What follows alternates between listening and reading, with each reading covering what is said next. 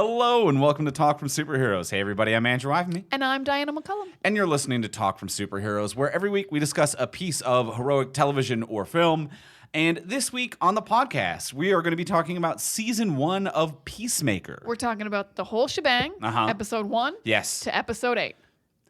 Thank you. That's Thank you. it. I appreciate you confidently remembering how many episodes there were. Because as you said, from Episode 1 to, I immediately internally began to panic. Oh, you panicked. You're not a panicker. I You're know. a chill man. I panicked on that one, and I was like, to Episode 6, 7, 12, fuck, how many? I immediately forgot how many episodes there were. We have jobs on this podcast. Yes. And my job is to have anal notes about every single episode. Mm-hmm. So I've got 8 episodes of notes, clearly marked episode 2, 3, in case I need to know which episode it happened in, because listeners will care. And I've got 8 episodes of notes. You know how the listeners are always checking your facts. I've had some tweets. We have had some tweets, haven't we? We have a nerdy podcast, babe. I ignore those tweets. They're in my soul. They're in your soul. No, actually, listeners, you're always very kind. You're always just like, but did you know? Yeah. No, our listeners are good. You guys are great. Most tweets, I love them. Yeah. Most weird tweets are not from our listeners. Yeah. Yeah. It's someone who's like, how'd you wander your ass in here, weirdo? Come on. Like, yeah, it's just like, are you a friend of a friend? What are you doing here? It's like, you don't know me, and I can tell. Yeah. I can tell you don't know me. You can when someone shows up in the mentions and like there's a tone, it's like, you don't know. You don't know us. Because if you knew me, you'd be much nicer, because I'm delightful. Yes. I'm a real thrill.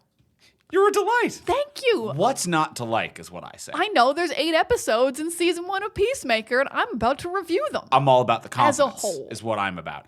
So we're going to be talking about Season 1, episodes 1 to 8, the full thing of Peacemaker. On today's episode, since it's a new property, we will be giving you a spoiler-free review. So if you're on the fence about watching it, not sure if it's worth your time, or just want a taste of the episode to come, we're going to give you a spoiler-free review. Then, once you hear the theme music, that's when we're going to get into the spoiler-filled section. So once you hear music, spoiler warning, that's when we're going to get into all of it. We're talking about Peacemaker today. Next week on the podcast, we're going to be talking about Uncharted, just to let you know what's coming up. And if you're a patron, if you're a member of our Patreon page, right now we have an exclusive episode for our patrons on The Legend of Vox Machina, and that is up on the Patreon page, patreon.com/FromSuperheroes. Yeah, just letting you know about that, because it's a little late this month, because we waited till the entire season was out of Vox Machina, and we're sorry for the wait, but it's a fun time. It's done. It's out. It's in there. That's up on the Patreon page right now. Uncharted next week. But Peacemaker, spoiler-free review. Did you like it? I did quite like it. This might have been my... no, it's not better than Guardians. I was going to say my favorite James Gunn, but it's not better than Guardians 1 by far. But it's still really high up there. It's some of his best stuff. Like, the action's really fun. The comedy's quite good. I'll get into like a few nitpicky things later in the episode, but the comedy's quite good. The story is really basic, but the characters are complex, is a thing I will say that I think is very interesting. You're like, the plot, no problem to follow, but the characters are all really interesting, fleshed out. They all have stuff going on. It lands. I love Vigilante. Oh my God, no one will be surprised how much I loved Vigilante. I thought he was great. Mostly I had a really good time. I've got some nitpicky things to go over like later in the episode, but for the most part, I'm like super fun, super joyous, but still dark, and those seem to mesh well together. He did a good job. Nothing that grossed me out the way James Gunn grosses me out genuinely sometimes. So he's really found a lovely balance here. I had quite a good time. Andrew, did you like it? Yeah, I really liked it. Excellent. It never quite elevated to love, but I liked it end. I liked every aspect of it. I would say the biggest and most like impressive thing for me about this is just how often I was surprised. Like, even though it never quite elevated to love for me, I was sincerely surprised by the depth, as you mentioned, that they got out of all of these characters. These characters are surprisingly complex and three-dimensional. And even though, like, James Gunn, he just did Suicide Squad, and there was some depth to Suicide Squad, and then there's some kind of two-dimensional support characters. And even And the two-dimensional ones, it's like you don't maybe need more out of a king shark that is a monosyllabic king shark. He bites things, there's a few jokes there. But in this, it's like everyone felt really fleshed out, and it didn't feel like we needed a flat wall to just like accept jokes or be the butt of a joke, and it really works. So the writing of it surprised me. The depth of the characters surprised me. The performances surprised me. They got way more out of everyone in this cast than I rightfully expected them to get. The opening theme song is a delight. Even if you haven't watched the show, you might have seen that going around online. It is a lot of things that are just straight up surprises. You know, like a couple months ago, someone was like, is it going to have the best musical intro that you could possibly imagine as a theme song for the show? I would not have expected that. I would not have expected this caliber of performance, this depth of characters.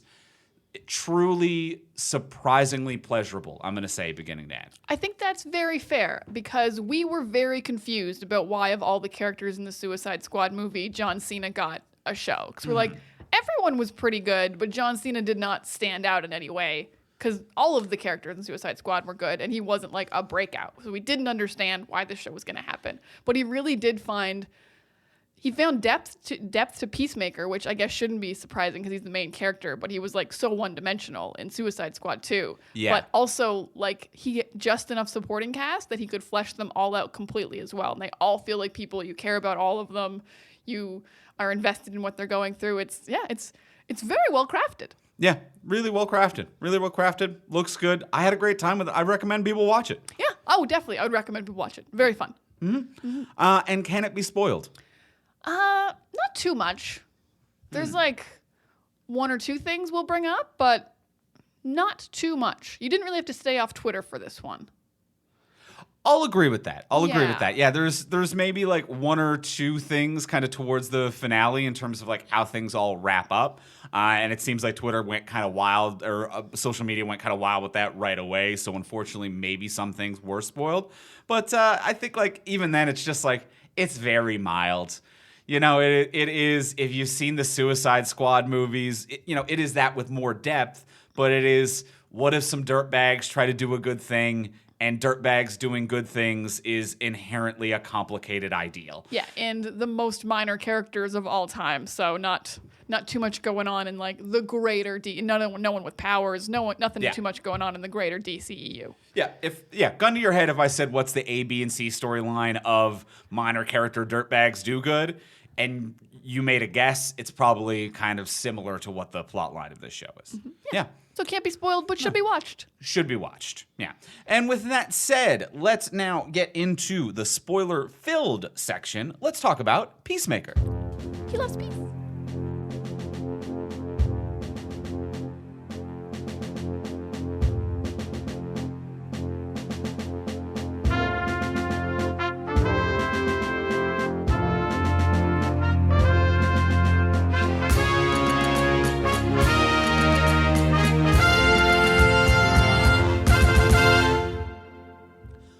Okay, so we have seen all of season 1 of Peacemaker. Episodes 1, 2, 8. 8, I filed it away now that you said it with confidence. I am unneeded here. Such a delightful surprise. As we mentioned a little bit in the spoiler-free review, it was, and we mentioned it on our episode about the Suicide Squad. Yes, we did. It's so wild how Warner Brothers and James Gunn went all in on this character, and as well, like, I don't mean it to be an insult, but on John Cena, a man who, like, John Cena, I'm not saying that I've seen him be inherently bad at any of the things that he's done, but whether it be the Fast and Furious movie or whether it be the Suicide Squad movie, I'm like, you're meant to play kind of a flat character. I've always seen John Cena well cast because I'm pretty sure it's always a casting call that's looking for a John Cena type.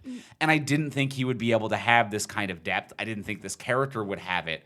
But they really went all in. I don't know what it was that Warner Brothers and James Gunn saw in this character and actor that they felt they needed to mine more out of. I will agree because I feel like John Cena works, but he's almost never the draw, and he's never had like a big solo hit. Like, I think he's done like a few minor action movies that never pop off. He like guest stars in things, or he'll be in like I think you watched it. He's in like some comedies, like some like straight up comedy movies. Yeah. But he's never done like a guest role on Psych for 7 episodes. Actually, that episode's really great. Great. I think he did a few, didn't he? I think he just came back for the movie. Oh, okay. But either way, he's great on Psych. He's great, but I don't feel like he's like guaranteed money, and I don't think anyone ever seen him do dramatic. And this is a comedic and dramatic role. This is not like the straight up comedy you expect from Suicide Squad 2 for this character. Yeah. So yeah, I mean, I'm pleased to be wrong, because I would have hated watching 8 episodes of a show that was bad. So thank you for making a great show and seeing something in John Cena and this character and this world you wanted to build out. I don't know how you saw it, man, but like great vision. Yeah. And especially when like the more niche things that Cena was good in, whether it be like Psych or some comedic roles. Wrestling. Like I was going to say, like a lot of wrestlers, like most wrestlers who transition into acting, with the exception of like, maybe The Rock or a handful of others. With most wrestlers who transition into acting, they're good, obviously, like at action, fight choreography, taking a beating. Like they'll be able to do that type of thing. But sometimes they're really great at comedy. But big, broad comedy, because wrestling is big, exaggerated caricature performance. It's a theater piece. It's a big theater piece. It's maybe soap opera. You're playing it for the cheap seats. You're playing it all the way for the back row. But this is a very restrained comedy, a dark comedy, an uncomfortable comedy, a comedy that exists in dramatic places. So it's definitely not, even though I would have given John Cena the credit of being like, you have comedic ability. I didn't think he would have comedic ability in this realm, in this genre. I exactly agree. Yeah. Wrestling and everything he's done leans more towards pure comedy in a way that it would almost make more sense if he was Vigilante than if he was Peacemaker. Yeah. Like the guy playing Vigilante, you would think would be like, oh, that's just a wrestler. He does all his own fights and he has funny lines. And without a lick of drama or internal conflict or awareness. And ironically, I would say that even though Vigilante does have a little bit of depth in this show, I would say that Peacemaker in the Suicide Squad movie is the character that Vigilante is in this show, which is the like, what if we got a slightly obtuse, dumber version of the hero next to the hero? Mm-hmm. And isn't that funny? And I think that works here. I actually think that was on purpose, and I think it really makes a lot of sense, because I do like that joke in Suicide Squad of Bloodsport and Peacemaker have the exact same backstory. They've been raised like literally as a joke in the montages. They say it's the exact same backstory.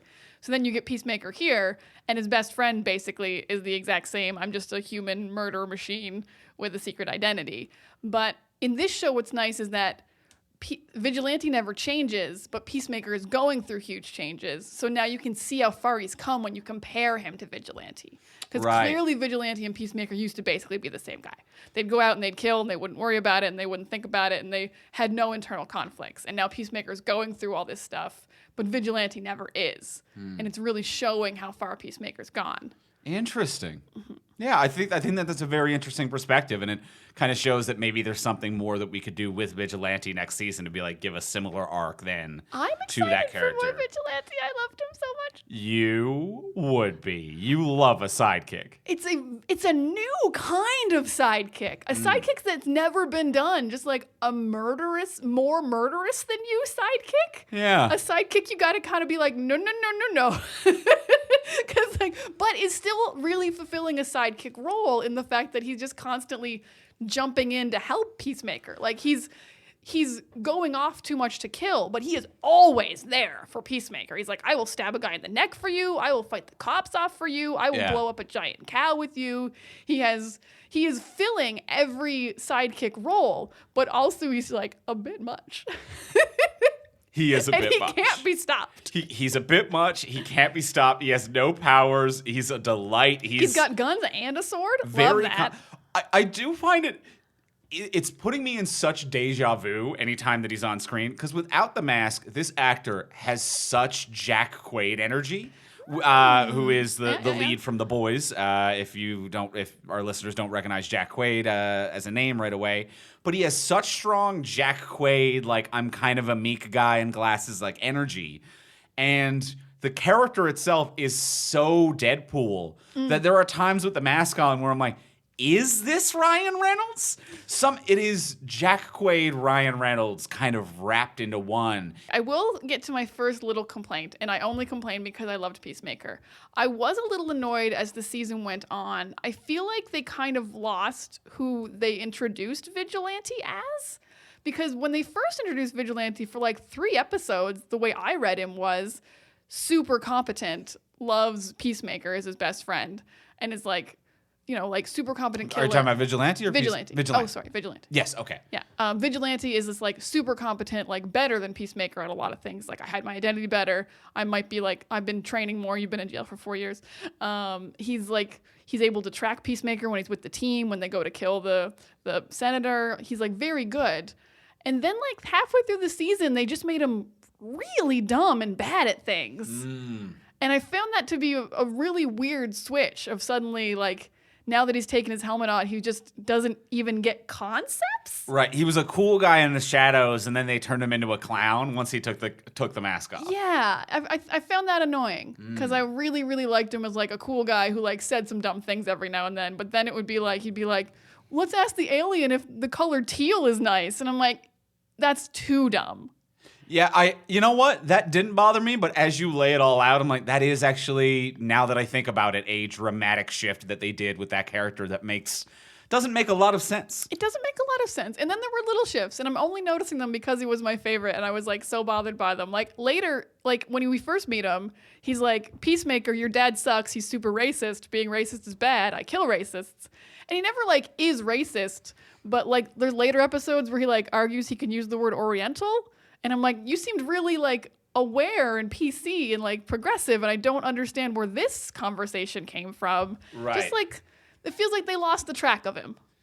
And I was disappointed. Because there are times where he is, you're right, and this is something actually that I did notice, not necessarily from the intelligent aspect that you mentioned previously, but from the fact that early on there are moments where he is Peacemaker's moral compass, where he's like, Peacemaker, your dad's a Nazi. Nazis are shit. I'm going to kill your dad. Like, I fucking hate these people. And then he became the guy who says inappropriate stuff but doesn't get why that's a problem. I'm like, you were supposed to be the, like, obviously, like Peacemaker and Vigilante and the majority of characters, a psychopath in some degree, but not necessarily like a hateful or small-minded psychopath, just someone who is completely absent for the morality of murder and the human condition. But you weren't that guy previously? Yeah, like in the first few episodes, they made a very clear line that I really liked, which is that he will kill anyone who breaks the literal law. He has no moral compass almost. Right. But if you smoke marijuana back when it was illegal, which I thought was a great joke. If this was a few years ago, I'd kill you both for smoking marijuana. It was so funny. I loved that. If you graffiti something, I will kill you because that's against the law.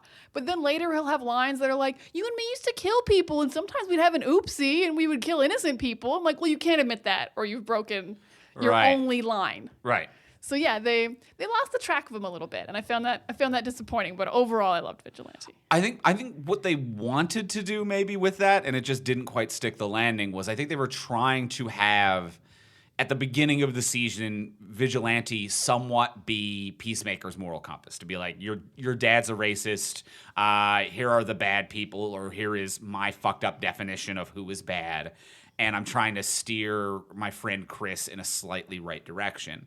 And then once Chris sets down that path, he eventually accepts the ability to evolve and actually evolves past his friend who set him on that path with the help of like Adebayo and everyone else in Peacemaker's life. He has actually learned more and become more evolved than the friend who pushed him in that direction. I think might have been what they were going for, but it is kind of abrupt and inconsistent at times. I'll get that. I will also throw out a little bit of behind-the-scenes trivia. I only found it after the show was over.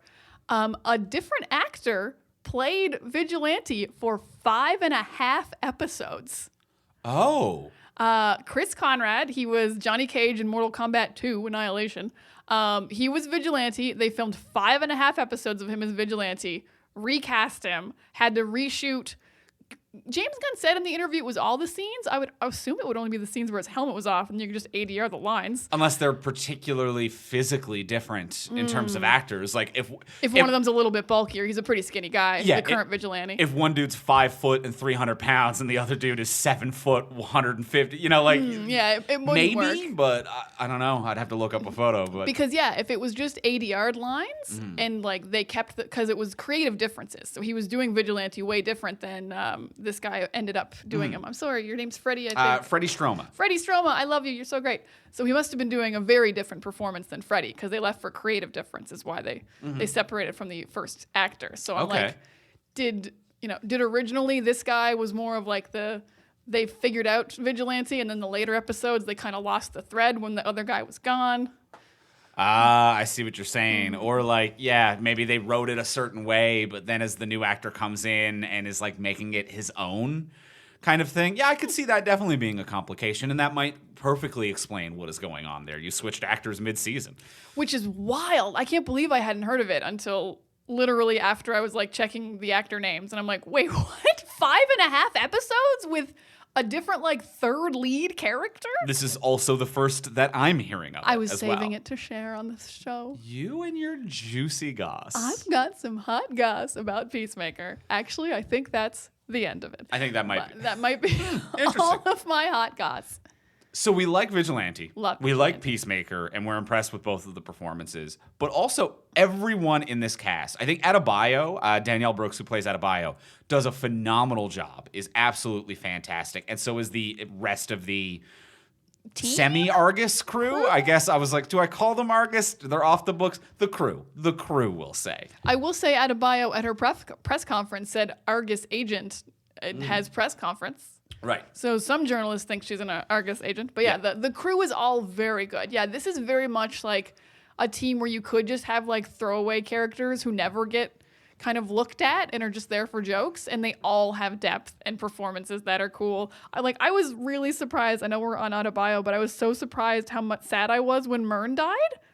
Yeah, a character same. who like didn't really do too much until like right before his death. But I was still just like gutted about it.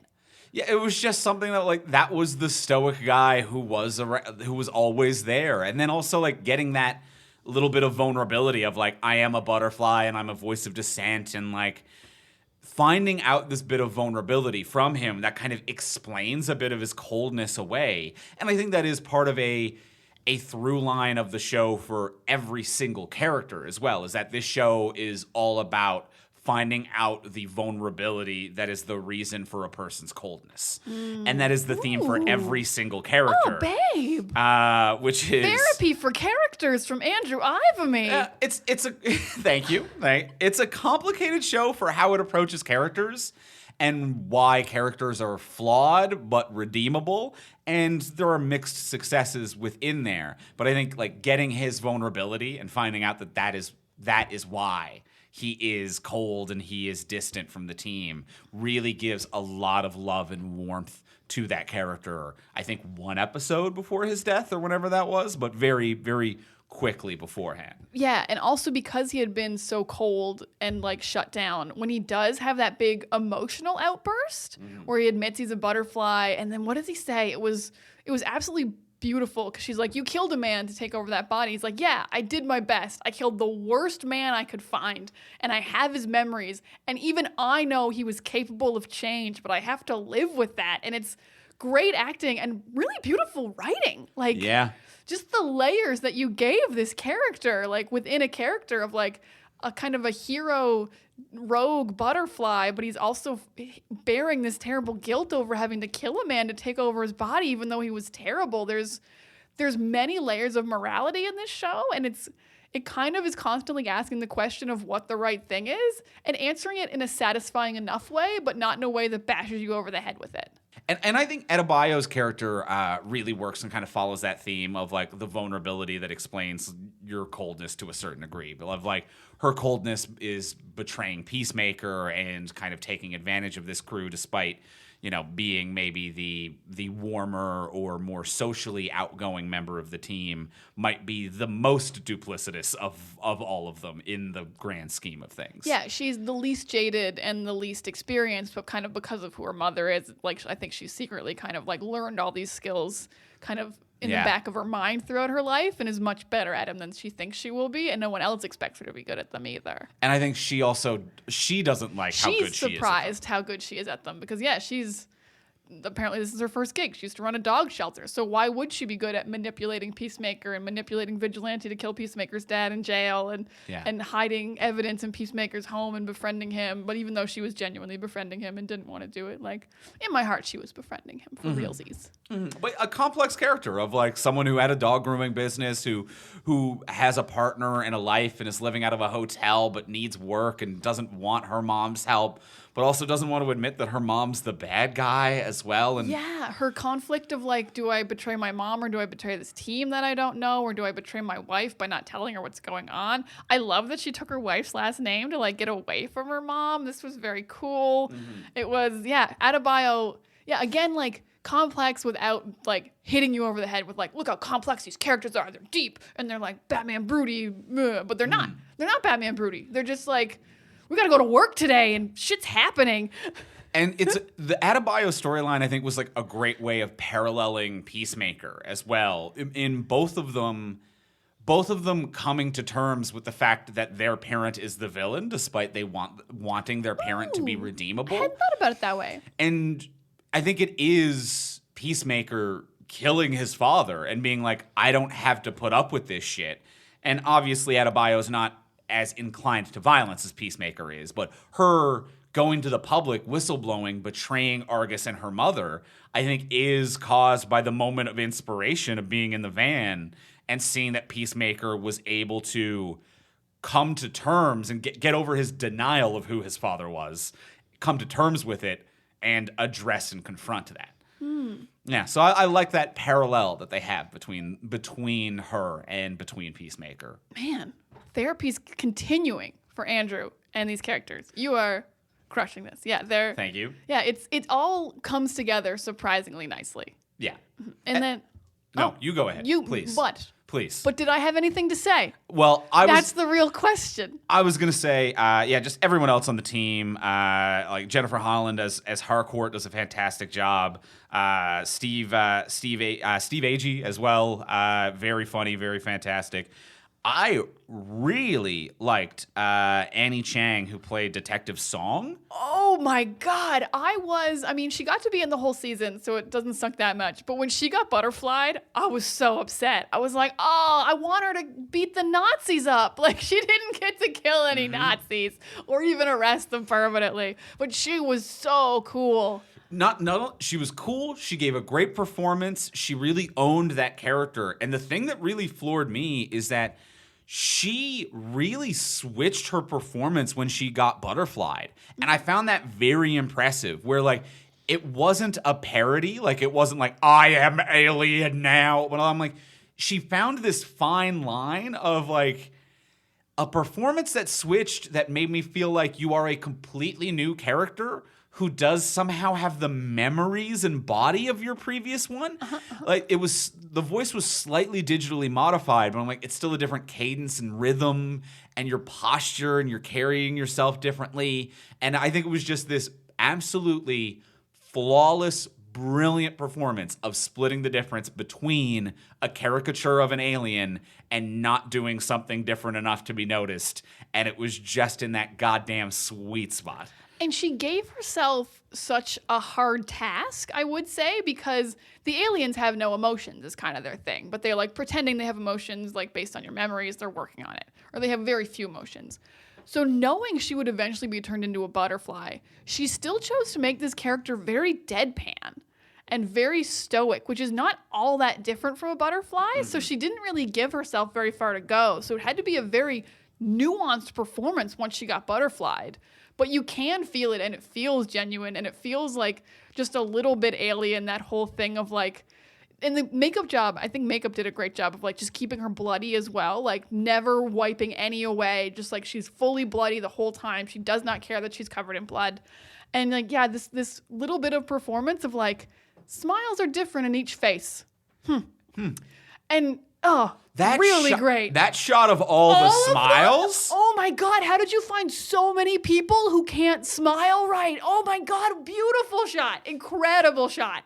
Wildly good. Like finding one person who can do like a creepy Joker smile is hard enough, but getting like literally half the cast. And the wild thing is, yeah, half the cast, like named characters, people who have been there before this moment, people who hang around after this moment, from like the jail Nazis who were in earlier scenes with Robert Patrick's character, with the dad, who stick around, the other detectives, people who are in multiple scenes. So it's not like they found these specialist actors, and sometimes you can get like and search for someone with specialist skills to be like, we need a facial contortionist or whatever. Just wild that they got that performance, these smiles, that shot. So unsettling. So unsettling. Absolutely unsettling. I think the other quick thing that I just want to shout out is the other detective, the guy played by Lachlan Monroe. So her partner. Lachlan Monroe, been in a bunch of things. I like him. Fantastic. He's the epitome of a Canadian accent. Yeah. Like, I love it. It is adorable. I don't know if Americans really notice this because, like, this is just a slight tangent. As a Canadian, sometimes when Americans talk about the Canadian accent, I'm like, there is no Canadian accent. You know, much like America, there's different regions, there's different dialects. It varies coast to coast. And for the most part, when Americans do a, air quote, Canadian accent, they'll be like, oh, you're from Canada. And I'm like, that's a Minnesota accent. Like, most Americans' Canadian accent is a Minnesota accent. I'm like, you didn't even make it up here. You're still doing a version of you. Or whatever SCTV did. Exactly. If you want, I didn't even watch that. It was a little bit before my time. But I know they did the classic. But Lachlan Monroe just showing up and be like, where are we going today, partner? And I'm like, you fucking Canadian man, you. How did you sneak into this cast without doing any vocal work, without getting any teacher to help you with your pronunciation of certain words? Yeah. And for a show with this like kind of small a cast with this much budget is wild, because those kind of actors will sneak into like The Flash. Because The Flash films in Vancouver, they need a lot of people. They're on like season 8. They need a lot of villains. Sometimes you're going to get a purely Canadian accented and usually person. It's like one line. I think there was one episode of The Flash where I belly laughed for a good 30 minutes. Oh, I remember that where one. there was one cop who just snuck up behind a villain and pulled out his gun and went, hey, you, put your hands in the air. And I was like, holy fuck, that man is Canadian. Oh, shit, that man's Canada. That wow. Canadian man moved to Central City. Wow. But I kind of like it because I'm like, part of me as well, unless the whole cast is fucking up or doing something weird with their accents, which has also, we have seen in movies and TV shows when it's like filmed in Australia and they're like, this takes place in New York, and like you just can't get enough Aussie shit like that has happened. But like in the real world, there's a bunch of people in any given city, anywhere, who have a bunch of different random accents from different places. This character could be from Canada and has moved to, what I actually can't even remember what city in the DC universe this takes place in. If this is, I don't know where they are either. Yeah. It seems small. I think Montana-esque. I don't know. Well, then the Canadian accent kind of works. Maybe. So maybe they're in Minnesota. It doesn't bother me. Maybe they're in Minnesota. I'm like, bless Lachlan Monroe. I love that he's the most Canadian sounding man in the world and that no one addresses it. It's wonderful. Yes, it is. It is the Canadian accent equivalent of when I watch like Jean-Claude Van Damme movies from the 90s, and like Jean-Claude has to be like, I'm from Montreal. But he doesn't have a line that's like, I just came in from Ottawa. Yeah, just flew in from Montreal. But he's also a minor character. Yes. You have to explain where Jean-Claude Van Damme's from. Yeah. All right. Well, let's take a quick break in the podcast to thank our wonderful sponsor of today's episode. We want to thank our friends over at Masterclass. I sincerely want to thank Masterclass because with Masterclass, you can learn from the world's best minds anytime, anywhere, and at your own pace. You can learn cooking with Gordon Ramsay, and there's no better person to learn cooking from. And they have over 100 classes from a range of world-class instructors, and they are short little like segments of each lesson, so you can like bite-size them in like a quick hit if you don't have a lot of time, or you can sit down and watch the whole class. You can binge, you can bite, you can every option. Appetizer? Full meal? However much you want to bite off from incredible instructors, like some instructors that I've got saved in mind right now that I'm going through. We got Chris Hadfield, Judd Apatow, Samuel L. Jackson, Steve Martin, Shonda Rhimes, Nancy Cartwright. Incredible instructors. World-class experts in the things they are teaching. I took fantasy and sci-fi writing with N.K. Jemisin. It was incredible. Her tips for world building in your books like blew my mind. I took so many notes, and it was so easy to take notes. Guys, you have to see the little notes function in the app. Oh my God, it's so cute. It's so good. Then not only do they have world-class instructors, having it well-designed is such a game changer as well. So easy to get through. Yeah, boom, boom, boom. Because you want everything in one place. Like there was a point a while back I was using a workout program. I won't use the brand name, but I was using a workout app, and it was like, do these exercises and keep a log of what weight you used when you did them. And I'm like, okay, cool. And then I would do it, and it'd be like, all right, let me put in how much weight I used. And the app was just like, go buy a notebook, write it down. I'm like, what? I pay for you. You don't get to do that. So Masterclass is like, you paid for this. You're going to get We integrated all the functions. features that you need because that is something that surprisingly some apps and self-help stuff that's out there is just like, here's part of what you do. Now go get the accessories. Open up a different tab. Get your laptop out. Hold your phone at the same time. Whereas Masterclass is just like, here is everything you need in one simple place. And I love the design. It's so well designed. There's also downloadable materials for certain classes. So if you're taking the cooking class, you get recipes. If you're taking the writing classes, you get like, here are some notes you can take away if you're reading instead of watching some of the lessons. Incredible stuff. Learned so much in such an easy way. Well, we highly recommend that you check it out. Get unlimited access to every masterclass. And as a Talk from Superheroes listener, you get 15% off an annual membership. So go to masterclass.com/TFS now. That's masterclass.com/TFS for 15% off Masterclass. And thank you, Masterclass, for your support and your classes. Thanks for all those things and your downloadable materials. I keep them. They're mine now. Oh, interesting. Well, they're on my computer. Well, let's get back into Peacemaker, shall we? I have to say, we didn't really talk about the opening. Oh, Come on. We got to give some credit to this opening. I've legitimately been losing sleep over it. Last night, we both woke up singing the song. Yeah. And like, I woke up, I could see it in my dreams, and I woke up, my shoulders were kind of moving. Like, and this is not a bit. I know we do bits on this podcast where we goof around, we exaggerate, we one-up each other, we yes and. We are known for having a little bit of fun over here. I legitimately had a bad night's sleep last night because I woke up about every hour, just like, do you really want? Like, it was like, and you know when you press play on a song and it kicks in too loud? My brain was doing that.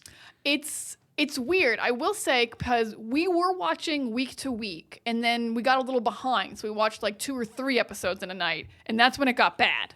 That was when that was the night I had a bad night's sleep. If in one day you watch the opening once, you're fine. But as soon as you go more than once, your body's like, do you want to do the dance? It's pretty simple. It's just a little bit of, do you really want to do your... And you're do the marionette arms. Yeah, and you take off the helmet. helmet. Take the helmet off, do a little hip crotch thrust. pop. Like, it is easy to learn, and it's so much fun. And I think that's why your brain's like, you could do that. Let's do it right now in your head.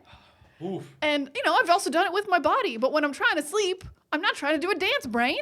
Such a good opening. It is so good. And I'm not surprised the song's catchy because, like, we don't even have to go into how much James Gunn is good with music. Like, yes. Music is integrated into everything he does. He Absolutely. loves music.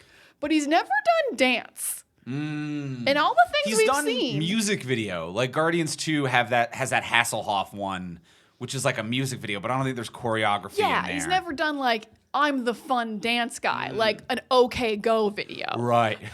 Right. Like basically Peacemaker is doing an OK Go video. Yeah. And it's great. I would have to look up who did the choreography for this opening, but it is brilliant. And I think what's remarkable about it is that somehow it manages to be contrasting to the show enough that it is like remarkable and stands out, but not so much that it just seems nonsensical.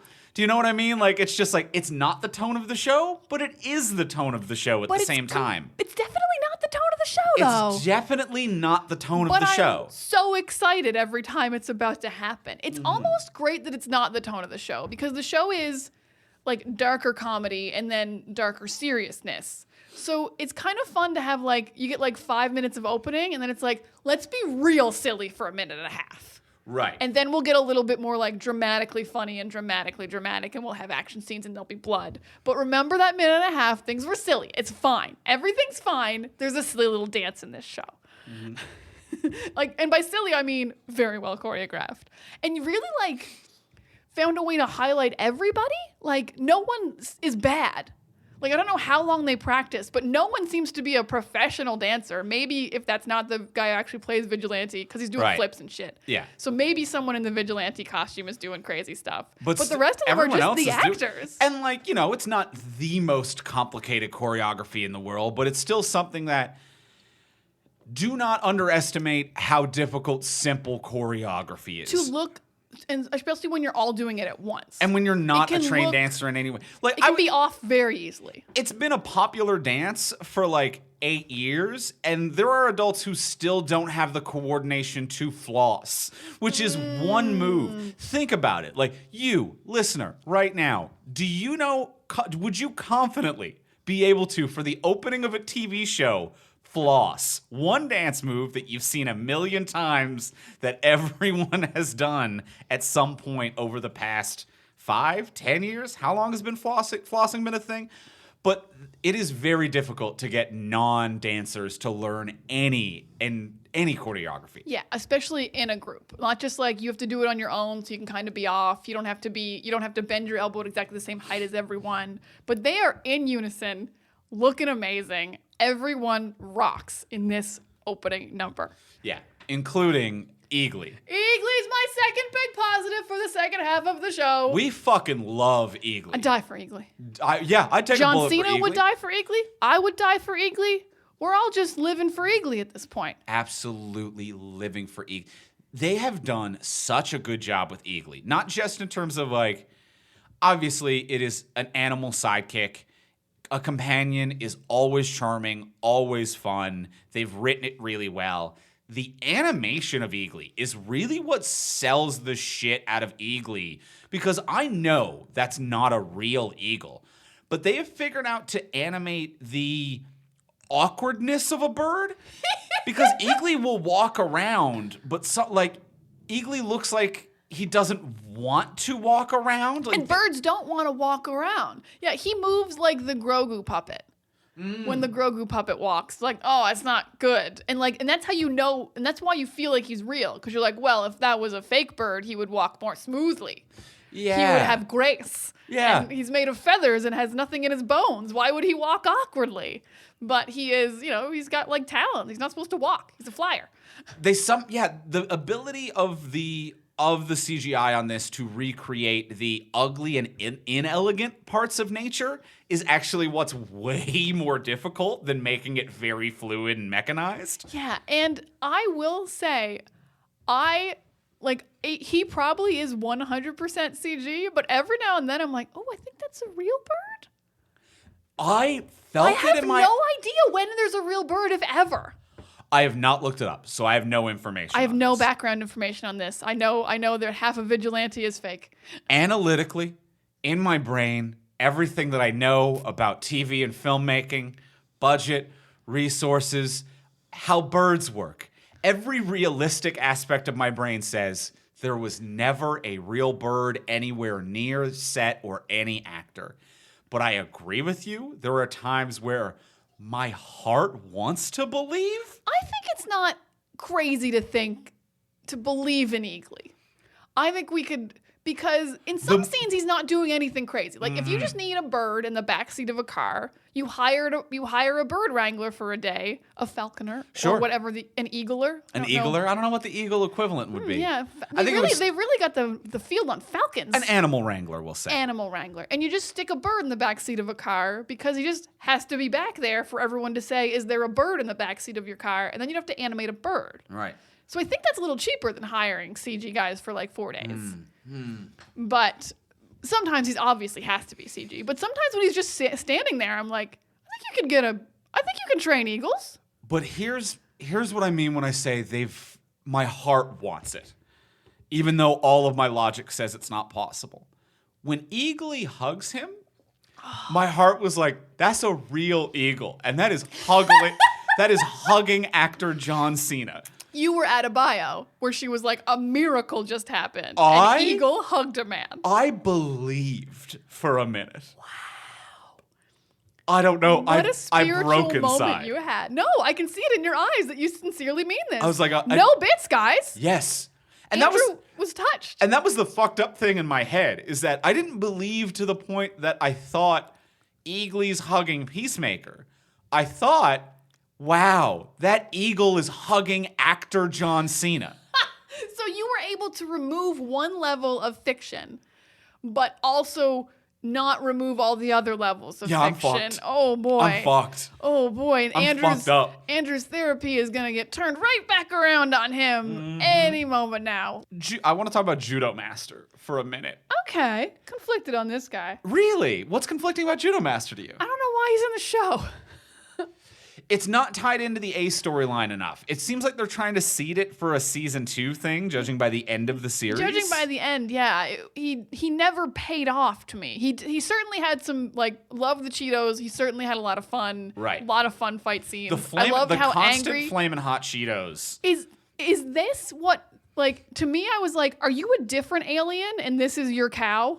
Oh, right, Because the butterflies are like, we can only live off the cow goo. And I'm like, well, Judo Master can only survive off flaming hot Cheetos, apparently. So you are kindred spirits in this way. Is this how you sold Judo Master on your thing? I'm saying, I actually did think that for a moment. You also thought you could hug an eagle. This show made me believe a lot of things. I think other shows and movies need to take note for this is how you comedically, walking up to, but not crossing the line of the fourth wall, do product placement. This is how you do it. This is just something about it's like, I don't know what came first, the chicken or the egg. I don't know if they wrote it and then approached the Cheeto people, or if the Cheeto people were like, we need shit in the show. And they're like, well, Judo Master loves flaming hot Cheetos now. It's part of it now. It's his canon backstory. Yes. That Judo Master, a man whose body must be a temple, who must be pure muscle, no fat, in order for that tiny body to take on much bigger opponents, is like, but I run on flaming hot Cheetos. Yes. He would have such a bigger belly than he currently has. He should. A person who claims to know judo and only eats flaming hot Cheetos should look like Steven Seagal. That's describing Steven Seagal. He should have. Steven Seagal is a man who only eats flaming hot Cheetos and claims to know judo. This is the biggest fiction of the show. The idea that you can just eat flaming hot Cheetos. That, or maybe some kind of joke where he's fighting someone and he's stuck in a hold and just breathes in their face. And they're like, oh, Cheeto breath. Oh, wow. That is hot. But the Cheetos people probably wouldn't like that. They'd be like, no, it has to be a positive. I guess that you've got to like the flaming flaming hot Cheetos. Cheetos the whole time. It's got to be nice. I think he's fun. I think he's great. I like that I think he's a good actor for this like small role and is doing his own stunts for the most part as well, because it easily could be a character that they could have just given a full mask to, but they never take his mask off, but they also don't have a full mask. So it's just like, yeah, this guy is Judo Master. He's just fucking doing it. And I think it's great. I think I like when people do that. Like if they're like, you're going to mostly be fights with very few lines, kind of like Darth Maul. They're just like, well, we're just going to hire the stunt guy then. I don't know if he is a stunt guy. I haven't checked. He's very funny on the few lines he gets, but like the fights are incredible. So I assume he's also a stunt guy or a very talented. Yeah, I don't know his background. Not Lee. Fantastic though. Fantastic as judo master. Yeah, so I wanted him to have more purpose. Like they never interrogate him for clues. He never like fucks up their plans in any significant way. He doesn't like go to the butterflies and they're like they know about you. It really is just like he keeps escaping, but only for a minute. And it never has any consequence. So that's my conflict on Judo Master. Very cool, not used to the highest qualities. I can agree with that. I want to talk a little bit about the themes of the show, if that's all right. Oh shit! Hit me with some themes, baby. Well, just like the little bit of fogginess around the show, where I'm not quite sure what you're trying to say, and maybe you can help kind of walk me through this. Maybe we can find it together, or maybe it's just inherently a little foggy and not there. But a big part of it seems to be the you can change. Seems to be like a big part of the show with the speech from what is his name? Why am I forgetting it now? From Myrn. Myrn? Oh, okay. Myrn. So the speech Myrn gives, where it's like, I found the worst person I could find. So, that is a great scene, a wonderful speech, terrific performance, and I found the worst person I could find, and I could still sense that somewhere in there he could change. He was capable of change. And I think that that's the theme of the show, is that we're all capable of change and evolution. Myrn feels that within the human race, and that's meant to be the representation of that. The show is all about like the butterflies trying to make decisions for us because they think that we can't change. And in the end, Peacemaker decides to kill them, and we take fate into our own hands on the hope that we as a society can change. But Peacemaker's dad can't change. It's a Peacemaker. Peacemaker and Adebayo both have a parent who can't change, that they need to betray. And I don't know if that is by design to conflict with our lead character's journey, or if it just muddies it up that it conflicts with our lead character's journey. Because obviously Peacemaker is a very flawed, problematic character by design. And to say that like these people can change, and his father is even more so that, but irredeemably so. But the purpose of the show is that everyone can be redeemed. I would say not the purpose of the show, but what the show is trying to say is that everyone is capable of change, but you have to want to change. Okay. Peacemaker doesn't want to kill people anymore. But his dad still wants to hate races that aren't white. Right. His dad has no impetus to change. He has followers. He has everything he needs. But Peacemaker is inherently unhappy with who he is, and he wants to change, and he's able to change. And it's kind of, I feel like it's more like everyone's capable of change. But I also feel like it's a little bit, to me, I would say, it's everyone's capable of not even of change, but of capable of more than they think they are. Like Adebayo and John think they can't like help like physically. But then they are both hugely helpful. Like John kills a bear with a chainsaw. Right. Adebayo can shoot people and do things, and you're capable of more than you think you are, which is part of change. But I would say it's not always necessarily like your soul is cleaner, because their souls get dirtier. Right. With murder. But like it's really just like you are capable of more than you think you are. Interesting. But his dad is irredeemable. Yeah, he's irredeemable, and he doesn't want to change. I will say that I actually kind of like that the dad sucks and can't be redeemed, because I really like the idea that you don't have to become your parents. Like if Peacemaker was just exactly like his dad, he's like, I used to be a worse person, I'm a little bit better, and then his dad also was like, I was a terrible person and I'm slowly getting a little better. It would be like, okay, so everyone's stuck in a cycle of you are who your parents are. I like the idea that his dad is the worst person in the world. He's very racist. He murders without cause. And his son is like, you're still kind of stuck with what you're raised with, but you can fight your way out of it. There's no getting around like some of the influence, but you're not stuck with what your parents gave you. And I like that more than everyone is redeemable. I like the idea more that you aren't judged or stuck with how your parents made you. You can change apart from them, and I think Adebayo does the same thing. Interesting. And I love that. I like that more than everyone gets redeemed. Yeah. No, I really like that as a I really like that as a perspective for the show. Yeah, you don't have to you can fight your way out of it. I like that a lot. Like Peacemaker doesn't have to lead Nazis. He does not have to do anything his dad does. He can just become his own man, meet new better people, and become a better man separate from his father. Huh. Without any influence of his father. You can just break ties. It's kind of what we liked Break about the cycle. Yeah, I think it's kind of what we liked. Was it one of the seasons of Jessica Jones about how you can just fucking leave your family if your family sucks? It was. I think that was our theme. That was our theme, change. And that was our change. Yeah, if your family sucks, just leave. Because the theme of that show was if your family sucks, you gotta keep forgiving them. And we were very much like, fuck you. Find a new family. Yeah, fuck them. And I think that's actually very James Gunn. I mean, both Guardians movies are found family. And, and this is a found family as well. Star-Lord's real dad sucks. He tried to kill him, and he killed all of his siblings. And so this is found family. The Guardians movies are found family. I think James Gunn very much believes you do not need your biological family if they are toxic to you, and you can just find a better life for yourself. And I think that there is a lot of James Gunn in his movies and in this show as well, where, like, I think, not to... Suicide Squad also found family. Yeah, not to impose what James Gunn's biography is on based on his art, but there are recurring themes of a betrayal of parenthood and problematic parenthood and breaking that cycle. Themes of definitely found family, and I think themes of maybe the more publicly accessible and known thing is just themes of like being a problematic human being who can maybe evolve and change, which is something James Gunn certainly has been and deals with. Like he's Peacemaker. He's Peacemaker. Oh my god, babe.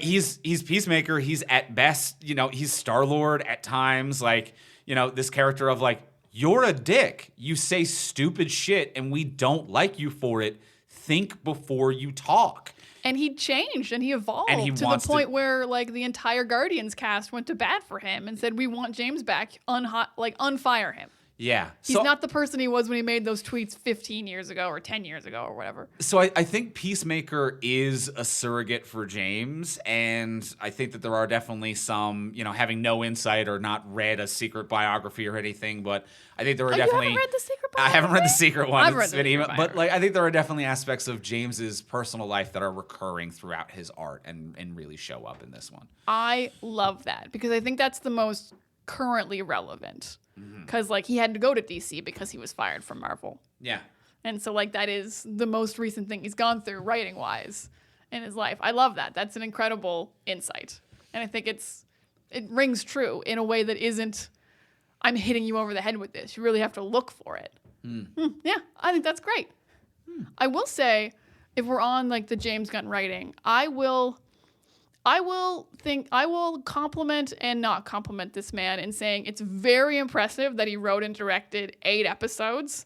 All 8 episodes, he wrote them all, he directed them all. I think it wouldn't have hurt if he had a writing partner or a room. The comedy got very repetitive. I started really strong on this show. By like episode 4, I was just like, we would get to scenes with the team in the office and I'd be like, are we really going to do another joke where someone says, why would you say that? And then we just break that down for 5 minutes. It really was overdone. That very specific humor of like, why would I say elephants are pink? Like, I don't know, maybe you were raised in a place where pink elephants were pink. And like, you're like a dumb guy who likes pink things. And that would go on. And there would be very few actual funny jokes within the discussion of why you would say that. And maybe it was just like he thought that was funny and like a thing to keep going at, and it really got old. I wouldn't have minded some fresh voices with some fresh jokes around episode like 4. Yeah, I agree with you because I got the impression that those moments, and I definitely noticed them. It was a lot with Vigilante, but sometimes it was just kind of like set up punch. These list moments where it's like, okay, oh, you're a diebeard. How do I know you're a diebeard? Here's a list of reasons. It felt like some of them were, I wrote the setup and then I let the actors improv. Ooh, I can and feel they that kept a little. lot of the scene in, and so I felt kind of that, and that's fun for a few. But then I'm with you; it does reach a point where it's like, okay, we maybe need a team of writers to tighten this up a little bit. I didn't even feel like it was listy, because the listy ones I can remember and actually kind of liked when Peacemaker had to list all the people you could have sent to jail instead of his dad. Right. That one was very funny. He must have had a few of those prepared. When he said the red lion from Voltron, I fucking died. But there's like the most recent episode, because it's the one freshest in my head, just like, have you found the helmet? No, I found a bunch of ants. Why would I care about ants? Well, ants are the most powerful thing in the world. Why would I care that they're like, it's not lists. It's just attacking verbally with no jokes in there. But I agree that probably maybe it is a lot of improv that just I didn't think landed strong enough to keep in if it is improv. But the repetitive nature made me think James had just been like, haven't done this for an entire episode yet. Yeah, I can feel that. It definitely was a repetitive But unit. as I said, it's also so impressive to write and direct 8 episodes of a show alone that are pretty good. Pretty damn good. Yeah. So like I can forgive a joke being repeated every now and then, but I wouldn't have minded if like another comedian just gave it a pass. Yeah, and especially when like Steve Agee, who plays John, I'm like, I know that he is a comedy writer. Like there are people in the cast alone who could have written a couple of episodes who definitely have a feel for the character. So I'm with you. I would prefer to see. And then also it just gives a chance to get some diverse voices and stuff in there, because I love how diverse a show this is. I think that is wonderful, but I think that those voices could also be reflected in individual episodes as well. And I also think that like this isn't a direction that I want to see TV go. Like I want TV to stay a collaborative writer-led medium, and this is something that Marvel's been doing with their Disney shows to mixed success, which is we're not staffing it like regular shows. We're finding a director instead of a showrunner who's finding and it's like, okay, but that has had mixed success over at Disney Plus, and I don't think it's a sustainable model, and it's just not as fun and collaborative and diverse, and I want more fun, diverse collaborations in television. I can't think of another show where someone wrote and directed the whole thing. Like Favreau, well, he didn't direct every episode of No, he does Mandalorian, not. though. He absolutely does He not. maybe writes like half of them, all of them? No, even like then He it's must only plot like out. 2. Yeah, I think he just plots out the season. Like Filoni's he's a Filoni's showrunner. the showrunner, actually, I think. Oh, Filoni's the showrunner. Yeah, I think I thought Favreau's Filoni EP, was- I think Filoni's showrunner. Oh, I thought Filoni was Book of Boba Fett's showrunner, but not. Mando. That might be right as well. I might have them mistaken. Either way, they're both doing a lot, Yes. but they're not doing it alone. Yeah. But I can't think of anything where someone was like, "Yeah, you get to do all of it." Yeah. That's a little wild. Like, because I just think like it's so good. It's pretty damn good already. How good would it have been if you'd gotten just a few more voices in there? Yeah, I agree. I agree. But some great jokes. And it felt like they petered off as it went, and they got a little like lost. Like I think early jokes that were very good were like woman who was kidnapped and wants to sleep with Peacemaker and then does sleep with Peacemaker in a threesome with Vigilante. Very funny. Yeah. Adebayo having a picture of her wife's vagina in the slideshow was honestly, I usually don't think those jokes are funny, but that really landed. Interesting. Like explaining what's going on in With your the relationship. but also like the WhatsApp app synced up with and it's like very real. You're like, yeah, things will sync up. Things will just sync right Fucking up with Cloud. one another. Fucking Cloud will just, we're long distance relationshiping. Peacemaker just not knowing what the Cloud is. I was in jail for 5 years, and what the fuck happened with the Cloud? Don't get the Cloud. Yeah. Now my phone's gone. Yeah, there were really good like little one-line jokes throughout the show as well. Yeah, but overall, the jokes got a little repetitive. But that's actually kind of like my only negative of the show, I think. Like, overall, like, the action was quite good. Yeah. Comedy is incredible. This will be the only compliment I give to a Nazi. That white Power Ranger outfit was fucking incredible. Yeah, they designed a good all of the outfits were really well designed in this as well. Vigilantes was super cool. It's super cool without being overly complex. Like I walked that believe perfect. he owned it. Yes, it walked that perfect line of being simplistic, but not like it doesn't look boring on screen, on camera. Yeah, I believe a regular man could make and own that costume, but like it still looked great. That one little blue stripe, like kind of Nightwing-esque. I'm very annoyed that Vigilante kept taking his glasses off and on whenever he put his helmet on. Can he not see in his helmet? Oh, I just assumed that the visor built into his helmet was his prescription. Holy shit, that changes everything. Oh my God. That would be my immediate presumption, because it... Can you have a prescription visor? Why not? It's so far from your eyes. I mean, your prescription's based on distance from your eyes. It would just be so difficult. I guess, but I don't see why you couldn't. Wow. I mean, that would be impressive. It was red. It's like a Cyclops visor. Yeah, I mean, like, you can get prescription sunglasses, so, like, tinting a lens isn't a problem. And, like, I assume that if you have the ability to, like, make a super suit of some sort, that you can probably tint prescription glass. Holy... Babe? You're just crushing it lately with my nitpicks. Yeah, you get a prescription visor. You say that like a man who owns prescription visors. Like, you holding out on me?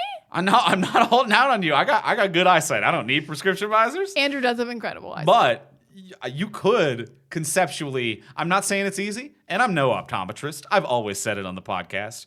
But you could get a prescription visor. That's cool. I also think that's really cool, and I think there should be a line about it if that is what's happening, about how he's got a prescription in his helmet. Also keeps you from getting butterflied. Full face mask? That actually was going to be a very just dumb complaint that I was going to have. More face masks. Well, is that it's the same plot of the Suicide Squad. Oh, yeah, the stars. Where I'm like, it's an alien creature underground. Everyone cover your mouth. Yeah. Just cover your face, and there's a big creature underground. Oh, that is the It is James Gunn. It's the exact same thing again. Peacemaker didn't even bring that up. He should have. We never even talked about the Justice League showing up at the end. Justice League are in this show. Okay, we were about to go in for the close. All right, pull the curtain back. We were about to go in for the close. We made the wrap-up sign. You guys can't see it, but we made it. We made the wrap-up sign. But the Justice League was here. The Justice League is there. 2/5 of the Justice League showed up. Two members of the 2/6 of the movie one? Because Cyborg Cyborg and Batman weren't there. Okay, so two and sevenths. No, that would be 2/6. There was 5 of them. No, there was 4 of them. There was 4 of them. Yeah. 2/6. Superman and Wonder Woman didn't say Yes, anything. 2/6 of the actors, 4/6 of the characters from the DCEU, Anyway, they whatever got they're Ezra calling it Miller. now. They got Ezra Miller and Jason Momoa to actually show up in here, and it was hilarious. Wow, I love it. I love that they did this. They seeded it in so well. Adebayo calls her mom to call the Justice League, but they don't have enough time, so they go in anyway. And the Justice League just showing up at the very last minute in silhouette, and the reveal that 2 of them actually are there, actor-wise. Yeah. Chef's kiss. Wonderful. Absolutely love it. Love it. Can't believe that they got the rights to do it. It honestly, like... It feels like Warner Brothers is loosening up a little, and I like it. I mean, they're getting a little loosey-goosey. They're giving James Gunn a show. They're doing, like, Flashpoint movie fun stuff. Well, even the fact that it took, like, not 8, 9 years to let Ezra Miller do a, like, 3-second thing on the Flash TV show as well. So, like, it really... And, like, for, like, years, it was like, we're never doing it. Fuck the show. And I think the more the DCEU fell apart, and it's a weird irony. The more the DCEU fell apart, the more it became loose enough to maybe come back together now? Yeah, they were like, well, Ezra, go on The Flash. Well, you're probably never getting a movie, whatever. And everyone freaked out, and they loved it. And they were like, oh, is this what you want? What? Oh, let's redo Suicide Squad and then also do a tie-in show. All right, Ezra, you can be there. Oh, people, like, it is... The more confused they get, the looser the rules get, and then it's actually turning the DC universe into a much more enjoyable and pleasurable experience. And for them to be willing to, like, be in on the joke. Like, Momoa is there to respond to a fish fucking joke. Yeah, which apparently he was into from before they started filming. So, like, James Gunn in a Variety interview says that, like, he asked Momoa if it's cool that he makes fun of the character. Momoa said yes and wanted to be part of it before they were even filming the show. And Ezra was, like, a friend of a friend and wanted to be part of it. So it's like they're asking to be in, and apparently he filmed it on a Marvel set. This is what I was about to say. You have to throw down for everyone to know that Yeah, James Gunn now is so powerful, he can get DC to let him film. He can get Marvel to let him film DC stuff on his Guardian soundstage. Yes, so on the Guardian set they filmed Ezra and maybe Momoa, but at least Ezra is like the language kind of used in the interview. Let's go into the close. Let's ask the final question of what would you change. So now that we discussed everything we discussed, what would you change about this, if you could change anything? Before we do ask that final question, we'll remind you, as we do every week, please subscribe, rate, review, follow on Apple Podcasts or wherever you get your podcasts. It helps support the show. It helps us rise up the charts. It makes sure that these programs then recommend us to new listeners. And if you leave a rating and review, it warms our hearts and it makes it more likely that new listeners will actually hit download and check out the show. And we would love that. So yeah, go leave us 5 stars on Apple Podcasts, or there's also Podcast Addict or Spotify. You can leave 5 stars. It really, really helps us out. It only takes a second. Please do it. Do it. And as well, you can help us out monetarily by checking us out on Patreon, which is a monthly subscription service where you can get cool bonuses depending on how much you want to subscribe at. We have at the hero level of Patreon, which is $10 a month, you get a bonus episode of this podcast every single month. So if you support the episode, support the network with $10, you get a bonus episode. One is up right now. This month's episode is on the Legend of Vox Machina. That's available right now over on our Patreon page. There's other levels, other bonuses, and you can cancel, change, or move around your level at any given time. There's no obligations, nothing. It's loosey-goosey over on Patreon. You can even have a soda and have a bathroom break. Check it all out over at patreon.com/fromsuperheroes. That's patreon.com/fromsuperheroes. And now for the final question of what would you change? Diana, what would you change? This is really tough because the show's quite good and all my changes are so small that I'm really struggling with a big one. Admittedly, I think my big change will be I'm going to change the finale a little bit. I'd like it to be a bigger scale. I think it's like not even that small a scale, but like there's such a small team and there's so many bad guys. I would like if it was kind of like the whole season comes together and maybe like he kills his dad in the previous episode, but the other Nazis are all alive. And they lure the Nazis to the field. And maybe only half the cops have been turned into butterflies. And the cops also show up. And there's just everyone from the entire seasons at this barn the fighting. classic 3-way stand-up. Yeah, I would really like if they were like, we need a distraction. And they were like, I know, we'll send the Nazis in to die. And I'm like, that would be great. Yes, wonderful distraction. So it's really kind of my only, like, not even a complaint. Like, everything else is just, like, maybe a few different jokes, James Gunn. But overall, you've told, like, cool themes and cool stories. And the action's quite good. So I have few complaints. So, yeah, I'll bring the entire season. Judo Master's there. Everyone shows up in the finale and fights. Instead of kind of, like, losing people a little at a time as the season's been going. We'll save it all for the end. Yeah, not much of a change, though. Even I'll admit. Andrew, what'd you change? My big change is that I think that Amanda Waller should be the reason that the dog grooming business of her daughter's failed. And her daughter has been manipulated into having a tough life to take this job. So I think that, like, not a dog business, right? Well, Adebayo and Peacemaker are paralleling one another throughout the show in dealing with the problems of their parents. Mm-hmm. And I think that Amanda Waller, in obviously a different regard than what Peacemaker's father bring, but is someone who, similar to Peacemaker's father, is trying to manipulate their child into having no other option than becoming as immoral as they are. So, like, they don't, like, Waller is someone who's like, Adebayo's not taking the job that I'm offering. Adebayo's not choosing the life that I want her to have. And if my child rejects my life, then that's a rejection of who I am as a person, and I can't have that. So I'm going to manipulate and direct your life into becoming as immoral and fucked as mine is. Very Amanda Waller. And it's what Chris's father does, which is the, like, I'm going to force you to become a fighter and to become a killer. This wasn't your choice. This wasn't your calling. This is something that you're going to do. But once you've done it, once you've lost that sense of morality, once you've given up your sense of self, you have no other option than to continue doing what I tell you to do. So I think it's both of them having parents who are trying to rob them of their options so that they have to become as immoral as their parents are. But I am very surprised that the show didn't go there, and I really wanted it to go there. Because Adebayo keeps talking about, like, we've lost our jobs, like, we had to give up our home. She's like, I couldn't get any other job than asking my mom for a job. And immediately I'm like, your mom is an incredibly evil, manipulative, powerful woman.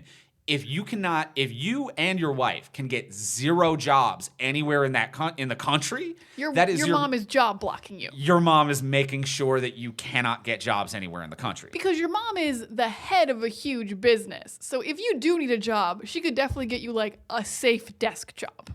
Yes. Not the black ops aliens are invading job. She absolutely has been manipulating her and forcing her into this. She should have been. And how more evil could you be than shutting down someone's dog rescue business? Yeah. The doggos. So I think that it should be Amanda Waller should be more manipulative throughout the series. And I would have liked to have them to have built to that. It would have paralleled Adebayo and Peacemaker a bit more. I love that. They're a little bit paralleled, but that would be like an even bigger parallel. Fits perfectly. I absolutely adore it. And like, I would absolutely have a press conference immediately if I found out my mother was the reason my dog business closed. Right? There would be no, like, I'm iffy on, like, if she's doing murders or whatever, but if she shut down my dog rescue business, straight to the police. Yeah. Straight to the news. Everyone will know about it. Because everyone else is right when they're telling Adebayo, they're like, your mom is bad. Mm-hmm. But other than, like, planting the evidence, it's like she's only gotten a taste of how bad her mom is. Yeah. But if she really, like, saw and, like Peacemaker, had to reject to be like, I actually can't keep defending you, it would have been a harder push. Yeah, her mom didn't ask her to do super horrible things. Like, even planning the diary was pretty low stakes. Yeah, in terms of joining a team of killers as my secret agent, planning a diary is very low. Mm-hmm, yeah. More evil in Amanda Waller. Love it. Yeah, that's my change. And I'm with you. Big standoff at the end, bringing more people. Sure. Judah Master at the least should be there. Throw some Cheetos in a man's face. Love the Cheetos. Well, that is going to do it for this week. Sponsored by Cheetos. I fucking wish. Get me that Cheetos sponsorship. I'd love that. That's going to do it for this week for our episode on Peacemaker. We're going to be back next week talking about Uncharted. In the meantime, if you want to get a hold of us, you can reach me on Twitter at Ivimey, Ivimey. You can reach me at Words of Diana. And you can reach both of us at From Superheroes. And we'll talk to y'all next week. Bye.